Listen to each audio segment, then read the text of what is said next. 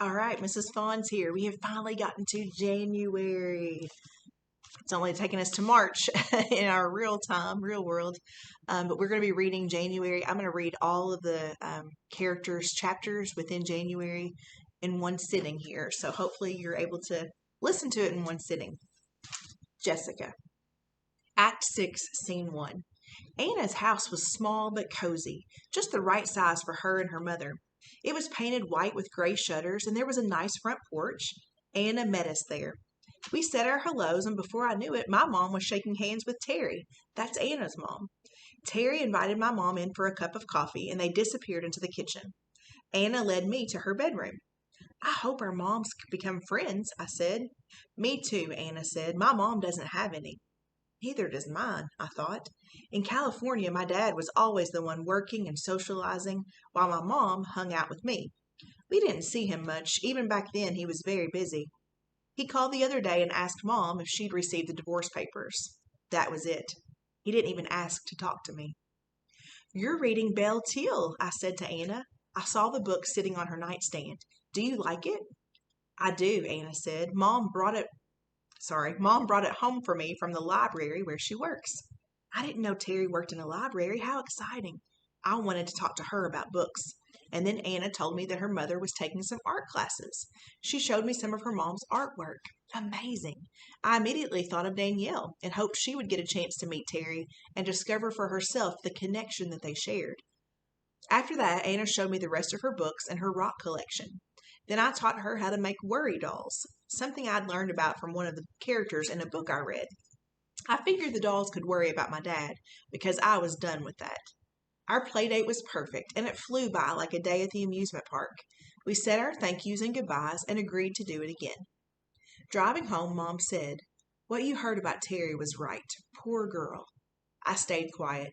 After seeing Terry myself, I knew the story was right. She looked very young. I told her about your father, Mom said. I remained quiet. I didn't know how to feel. Surprised, angry, happy. I felt all of these at the same time. Mom was quiet now too. I guess we were busy thinking to ourselves. And now we're going to hear from Anna, who had the play date. Danielle wasn't able to come to my first play date because of bad timing, but Jessica made it. We had a blast. Jessica's mom drove her over, but instead of dropping Jessica off and leaving, she came to our front door and accepted Mom's invitation for a cup of coffee. I was really glad. My mom never has anyone over, so it turned out to be her first play date too. Maybe she was done paying for her mistake now. I sure hope so. And since I was the mistake, I felt like it was my fault. I wanted to help her find a friend and a husband. The afternoon flew by. After Jessica and her mother left, Mom pulled me into a hug. Those are genuine people, Anna, she said. You found a good friend there. You can get as close to her as you want. Mom's words made me smile. I hoped Danielle could come the next time. I was sure Mom would think the same of her. And now we hear from Danielle, who did not attend that first play date. Class meeting, Mr. Terupt announced. This was one of my favorite times in the classroom. We all moved our desks out of the way and made a circle with our chairs. Everybody sat in the circle, even Mr. Terupt. He held onto the microphone. It wasn't a real microphone, but we used it as our talking object. You can only speak when you have the microphone. I waited for Mr. Terupt to get us started. It looks like our chain should touch the floor soon, as long as you guys can give me another great day or two, Mr. Terupt said. The chain was our class reward system. Mr. Terupt had hung a single link from the ceiling on the first day of school, and he attached a link each time that we had an outstanding day. Our goal was to get the chain to touch the floor, at which point we would earn a free day. You've done super so far, Mr. Terupt said, so I'm wondering what you'd like to do for your free day. Mr. Terupt passed the mic to his left. You didn't have to say anything if you didn't want to. Alexia passed it along to the next person. Ever since Mr. Terupt had taken her out into the hall, she hadn't said anything. Luke was the first one to make a great suggestion. Why can't we just have time to do whatever we want? It'd be like indoor recess, but we could plan it better and just have free time. I like Luke's idea, Jeffrey piped up when he got the mic. If it's free time, maybe James and Joey and Emily or any of the collaborative kids could come up for a little bit. Or if we wanted, some of us could go down there. We could bring in games, Anna added, taking the mic. Then it was my turn.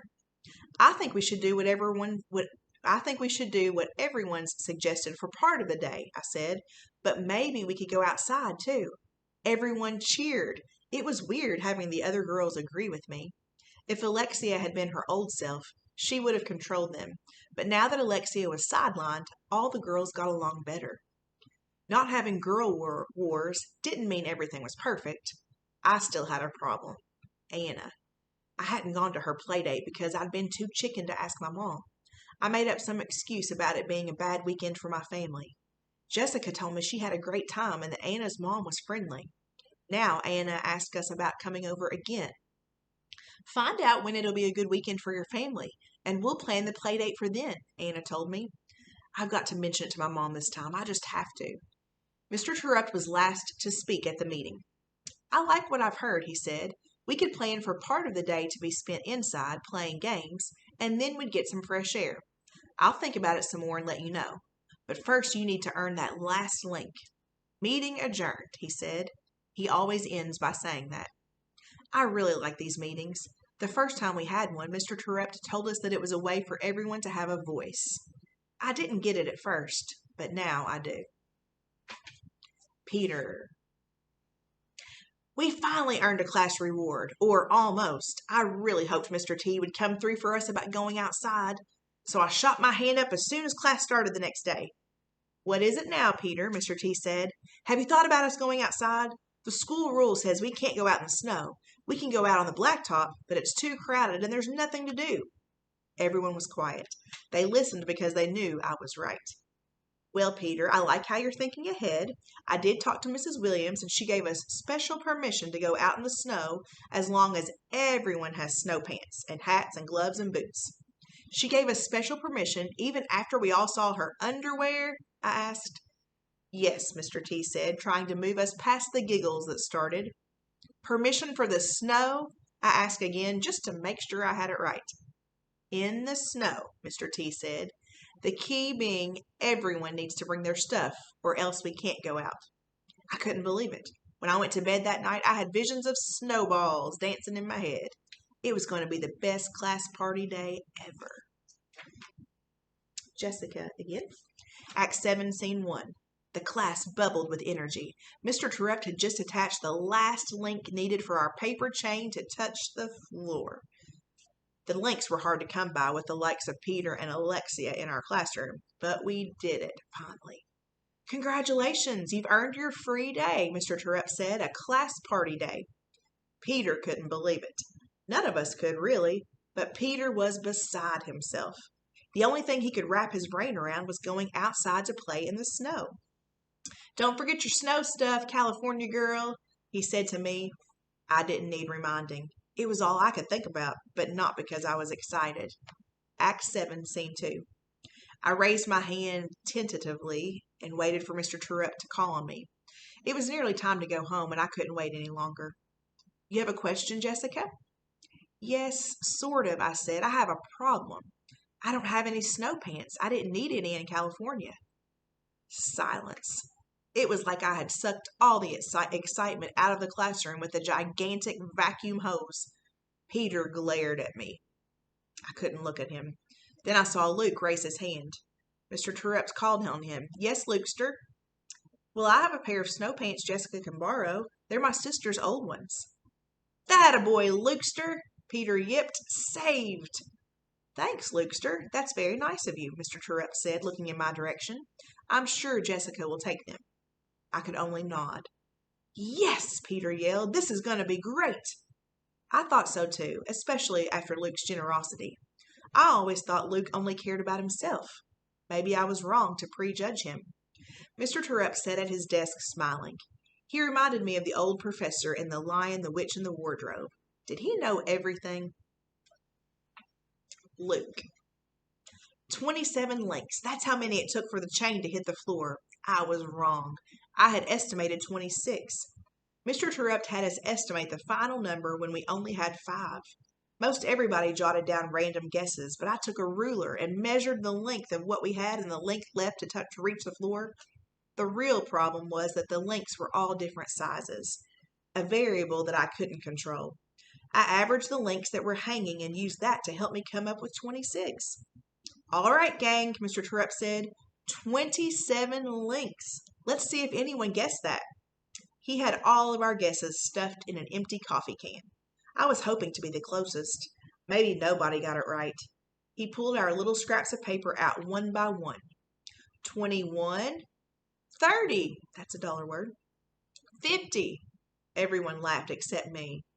23, and aha, he said, here's one, 27. I lost. I can't believe I was wrong. And the winner is Anna. She must have guessed. There's no way she could have figured it out. Anna walked up to Mr. Terupt with her head held high. At least the winner wasn't Peter or Alexia. Congratulations, Anna, Mr. Terupt said. He handed her a homework pass. She was all smiles. Well, I didn't need one of those anyway. Yay, Anna, Jessica said. Way to go.